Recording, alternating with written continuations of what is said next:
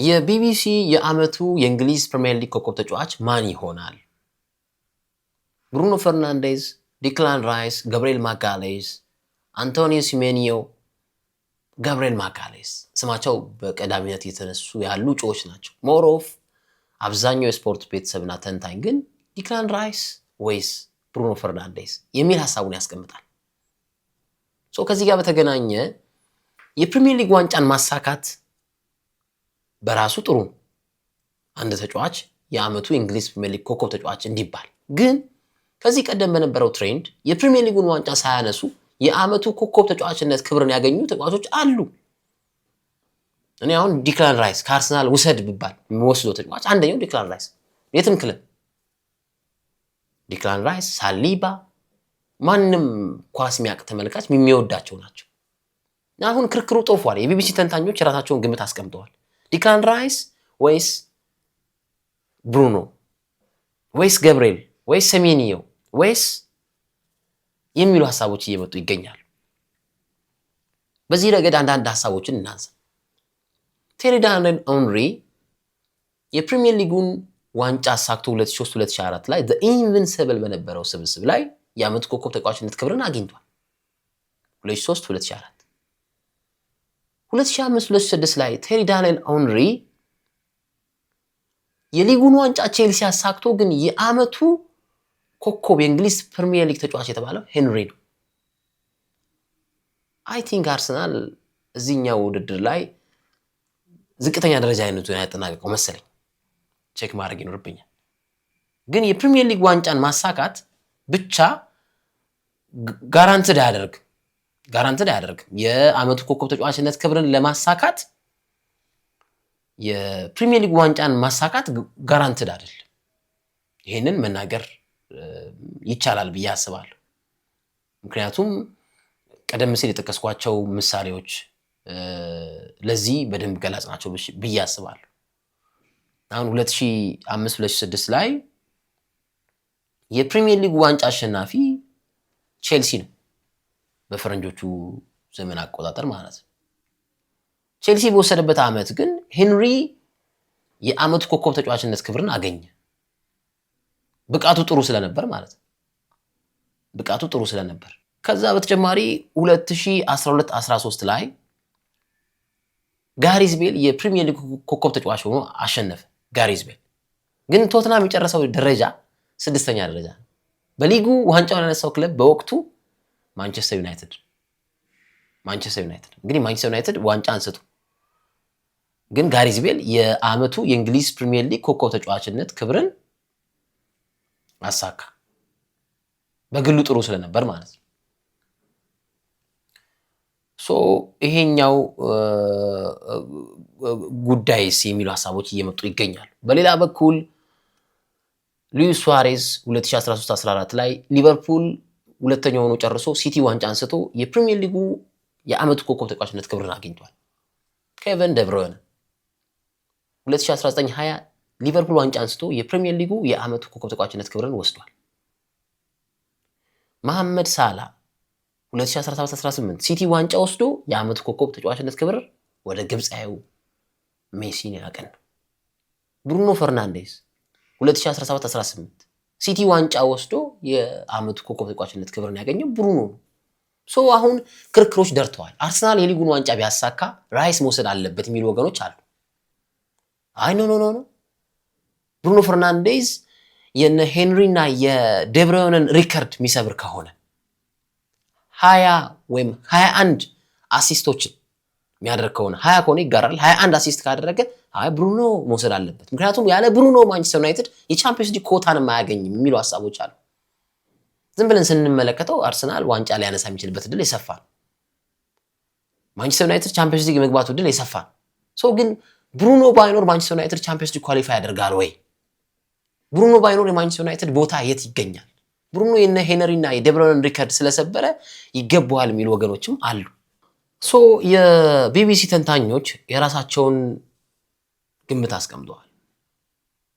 በእርግጠኝነት መናገር የምችለው እንደው አያርግባቸው። እኔ በዚህ በችግር ሰዓት የአርሰናል ደጋፊዎች ከጎን ይቆሙዋል። አያርግባቸውና አርሰናል ዋንጫ ቢያጣ ሲቲ ዋንጫው ቢያነሳ ሴሜኒዮ ይውሰድ የሚሉ ሐሳቦችም ደግሞ እየፈለቁ ይገኛሉ። ያለው ጎል ኮንትሪቢዩሽን በበርንማውዝ በሲቲ ማሪያ ግን አርሰናል ዋንጫ ካጣ በደንብ ሚዛኑ ወደ ብሩኖ ፈርናንዴስ ይደፋል። የዓመቱ የእንግሊዝ ፕሪሚየር ሊግ ኮከብ ተጫዋችነት ክብርን በተመለከተ ግን አያርገባቸው፣ ይደሰቱ ባይነኝ። ለምን አጋርነታቸውን አሳይተውኛል። ፕላስ በቃ ጥሩ ናቸው። በቃ ቢወስዱ አይከፋኝም፣ ይወሰዱ እና አሁን የቢቢሲ ተንታኝ ፊል ማክኑቲ የተባለ ተንታኝ ምን ይላል? አይ ይሄ የውድድር ዓመት የራይስ ነው። ራይስ ፉል ፓኬጅ ተጫዋች ነው። ራይስ የዴድ ቦል ኤክስፐርት ነው። የአርሰናል ምሰሶ ተጫዋች እሱ ነው። ለአርሰናል ውጤታማነት የራይስ ሚና ከፍተኛ ነው። እንደውም አለ ይሄ ቢቢሲ ተንታኝ ምን አለ? እንደውም ለቶማስ ቱሄል ራሱ ትልቅ እፎይታን የሰጠው ለእንግሊዝ በዓለም ዋንጫው በ26 በሚደረገው የአሜሪካ የሜክሲኮ እና የካናዳ የዓለም ዋንጫ እንዴ ይሄ በቃ ጥርጥር የለውም ራይስ ይውሰዳል። ፊል ማክኑቲ የተባለው ተንታኝ ይቀጥላል። ሌላ ተንታኝ የቢቢሲ ተንታኝ ሳሚ ሞክብስ የተባለው የቢቢሲ ተንታኝ ደግሞ ምን አለ? አዎ እኔም እስማማለሁ። የዓመቱ እንግሊዝ ፕሪሚየር ሊግ ኮከብ ተጫዋችነት ክብር ወደ ራይስ መሄድ አለበት ብሏል። ቁልፍ ተጫዋች ነው። በተለይም ማለት በ6 ቁጥርም በ8 ቁጥርም ሲጫወት ሚናው በጣም አፍ የሚያዘጋ ለተመልካች ኳስ ለሚያውቅ ተመልካች የራይስ ብቃት ዋው ነው የሚያስብለው ብሏል። እና ለአርሰናል ስኬት ለአርሰናል አስደናቂ ጉዞ የራይስ ሚና ከፍተኛ ነው ብሏል። ይሄም ሳሚ ሞክብስ የተባለ የቢቢሲ ተንታኝ እንደውም ምን እዚህ ጋር ክብራን አድማጮች የኔ የግል ሪፍሌክሽን እንደውም ራይስን እኔ ያደንቀዋለሁ በጣም ማለት ጎበዝ ተጫዋች ነው ይታወቃል። ግን ራይስ የጎላባቸው ጥሩ የሆነባቸው ጨዋታዎችን ላስት ይር ስናስታውስ ቶማስ ፓርቲ ሲሰለፍ ቶማስ ፓርቲ ለኋላው የሚሰጠው ደጀን በነበረበት ሰዓት ራይስ እንደፈለገ ይሆናል። ሂትማፑን ብትመለከቱ ወደፊት የሚያደርገው እንቅስቃሴ በጣም አሪፍ ነው። እንደውም ራይስ እኮ አሁን እኮ እየተጫወተ ያለው እኮ ገና በአዲስ ጥምረት እኮ ነው።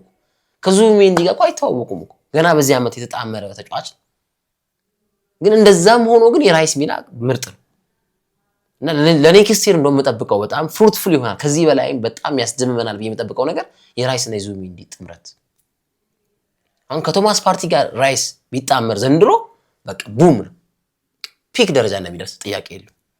አይደለም ያልተላመደው ተጫዋች ማለት ነው። በተላመርኩ ቁጥር አሁን የነ ጃቪ የነ ኢኔስታን አስጣጥ እንደዚህ ያየ እዛ ይሰጥ ከመላመድ ይመጣል፣ ከኮሙኒኬሽን ይመጣል።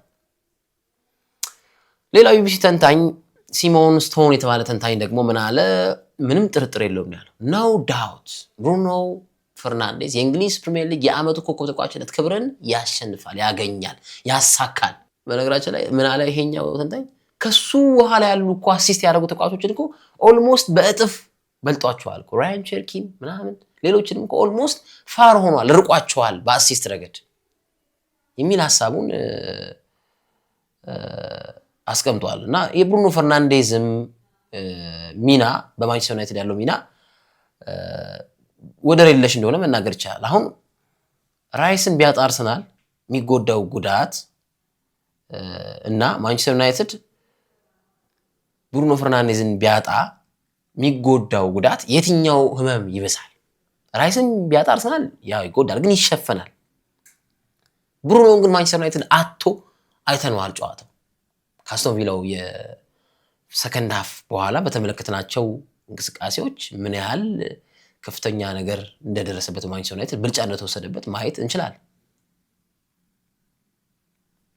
እና የብሩኖ ፈርናንዴዝ እና የዲክላን ራይስን ክርክር በተመለከተ ሰዎች ብዙ ሐሳቦችን በእንደዚህ አይነት መልኩ ሲያቀርቡ እየሰማን እንገኛለን። እኔ ለእናንተ መቶ ጥያቄ አሁን ብሩኖ ፈርናንዴዝ 16 አሲስት አለው ክብራ አድማጮች፣ ራያን ቸርኪ 8 ሳይጠፍ ነው በጥፍ ይበልጧል።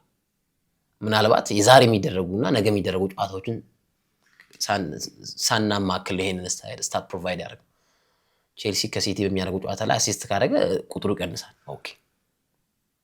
እና ሻሞን ሐፊዝ የተባለው ተንታኝ ደግሞ የቢቢሲ ተንታኝ ለኔ አለ የዓመቱ የእንግሊዝ ፕሪሚየር ሊግ ኮከብ ተጫዋችነት ክብር ወደ አንቶኒዮ ሲሜኒዮ መሄድ አለበት፣ ወደ አንቶኒ ሲሜኒዮ መሄድ አለበት በሲቲ ያደረገው በበርንማውዝ ያደረገው እንቅስቃሴ ኦልሞስት ከ18 በላይ የጎል አስተዋጽኦ አድርጓል። ይሄ ተጫዋች ይገባዋል ብሏል።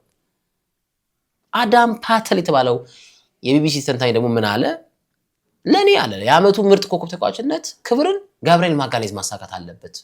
ከመከላከሉ በዘለለ አርሰናል ላስመዘገባቸው ወሳኝ ድሎች ጎሎችን ፕሮቫይድ አድርጓል። በተለይ ኒውካስትል ላይ ያስቆጠረው ጎል፣ የመጨረሻ አደጋ ጎል፣ ሌሎች ጨዋታው ማንቸስተር ዩናይትድ ላይ ያስቆጠረው ሄዲንግ ጎል፣ የመጀመሪያው ሲዝን የመጀመሪያው ጌም እና ብሪሊያንት ነው ብሏል። 3 ጎል አለው፣ 4 አሲስት አድርጓል። የዚህኛው ሳምንት ጨዋታ ሳይጨምር ማለት ነው። ሌላኛው የቢቢሲ ተንታኝ ኒዛሪያ ኪንሴላ የተባለች ተንታኝ ደግሞ ሴት ናት መሰለኝ ብሩኖ ፈርናንዴዝ አለች። ብሩኖ ፈርናንዴዝ ኮንሲስተንት የሆነ አቋም የሚያሳይ ተጫዋች በጣም ይሄ ተጫዋች በየአመቱ የሚያሳየን አቋም በትልቅ ክለብ ላይ ብንመለከተው በዋንጫዎች የተንቆጠቆጠ ጊዜውን ያሳልፋል፣ ግን ታማኝ ነው፣ ሎያል ነው ብሩኖ። ለዛ ነው እንጂ ሌላ ቡድን ቢሄድ ዋንጫዎቹን እያሳካ የግል ክብሮቹንም ያመጣል። አይ ቲንክ አሁን 6ኛ ክብር ላይ ደርሷል አይደል? የወሩ ኮከብ ሲባል በአርሰናል ቤት በሌሎች ክለቦች ቤት በዘንድሮ ዓመት እንደዚህ አይነት ቁጥር ያስመዘገበ ከፍተኛ ፕሌየር ኦፍ ዘ መንዝ ያስመዘገበ ተጫዋች የለም። ይሄ በራሱ አንዱ ፒላር ነው ተብሏል በስፖርት ተንታኞች አማካኝነት። እና ኒዛሪያ ኪንሴላ ብሩኖ ፈርናንዴዝ ይውሰድ የዓመቱ ኮከብነት ክብርን የሚል ሐሳቧን አካፍላለች። ኒክ ማሺተር የተባለ ተንታኝ ደግሞ የቢቢሲ ተንታኝ ደግሞ ለኔ ኢጎር ቱዶር ነው የዓመቱ ኮከብ ተጫዋችነት ክብርን ማሳካት ያለበት፣ በሱ አልደራደርም ማለት ይሄ የሱ ምርጫ። ኢጎር ቱዶርም በነገራችን ላይ በጣም ቆንጆ ስታቶችን አሉት። ሆፕፉሊ መናገር ይቻላል ይሄም ተጫዋች በአንድ ሲዝን ውስጥ ብዙ ጎልን በፕሪሚየር ሊጉ በብራዚላዊ ተጫዋች ሆኖ ያስመዘገበ ተጫዋች ሆኗል። 10 ጎል ላይ ለመድረስ በፕሪሚየር ሊጉ ፋስተስት ቱ ሪች 10 ጎል የሚለውን ሪከርድ ይዟል። በፈተና ውስጥ የመጣ ነው። ከቤልጂየም ሊግ ሲመጣ የጉልበት ጉዳት አጋጥሞት ግን ከዛ በኋላ አስተማማኝ የሆነ ጉዞ ላይ ያለ ቡድን እንደሆነ መናገር ይቻላል። በብሬንትፎርድ ያለው እንቅስቃሴ ይሄ ተጫዋች ኢጎር ቱዶር ያስመዘገበ ያለው እያስመለከተን ያለው ብቃት ማለት ነው። ሶ በፕሪሚየር ሊጉ 19 ጎል ላይ ደርሷል። ብሬንትፎርድ ለአውሮፓ ተሳትፎ ለሚያደርገው ጉዞ የኢጎር ቱዶር ጎል ማመንጨት አስተዋጽኦ ከፍተኛ ነው ለመናገር ይቻላል። ሺያራን ኬሊ የተባለ የቢቢሲ ተንታኝ ደግሞ መጨረሻ ላይ ለኔም ደግሞ ጋብሪኤል ማጋሌዝ ነው አለ። ጋብሪኤል ማጋሌዝ ለኔ ደግሞ የዓመቱ ኮከብ ተጫዋችነት ክብርን ማሳካት አለበት ሂ ዲዘርቭ ነው ያለችው። ግን ብዙ ጊዜ ያየነው ዲቤት ክርክር ቢፍ ዲክላን ራይስ ነው ብሩኖ ፈርናንዴዝ የሚል ሐሳቦች ቀርበዋል። ቀደም ሲል ገልጬዋለሁ። የፕሪሚየር ሊግ ዋንጫን ማሳካት ዋስትና አይደለም። የዓመቱ ኮከብ ተጫዋችነት ክብርን ለማሳካት ሄንሪ፣ ቤል፣ መሐመድ ሳላ፣ ብሩኖ ፈርናንዴዝ፣ ኬቨን ደብሮይነ እነዚህ ተጫዋቾች የፕሪሚየር ሊጉን ዋንጫ ሳያሳኩ የዓመቱ የእንግሊዝ ፕሪሚየር ሊግ ክብርን ወስደዋል። እናንተ ምን ትላላችሁ? መልሱን እናንተ መተው ይቻላል። ለማንኛውም በሌሎች ፕሮግራሞች እንመለሳለን። የፕሪሚየር ሊግ ጨዋታዎች ሲመለሱ እንዲሁ ሐሳቦች የምናነሳ ይሆናል። በቀጣይ በሚደረጉ ጨዋታዎች ላይ እንመለሳለን። ያሉላ ፍሬው አማረ የዩቲዩብ ገጽን ሰብስክራይብ፣ ላይክ ሰብስክራይብ ይደረግ አበረታቱን። በራሳችን ስቱዲዮ እንመጣለን። ሁሉ ነገር ያቀድን እየሄድን እንገኛለን። እናንተ ባትኖሩ እዚህ ላይ ማንደርስም። አሁን ኦልሞስት 23500 ገደማ ሰብስክራይብ ደርሰናል። ከፍ ይበል ቡም እናርገው።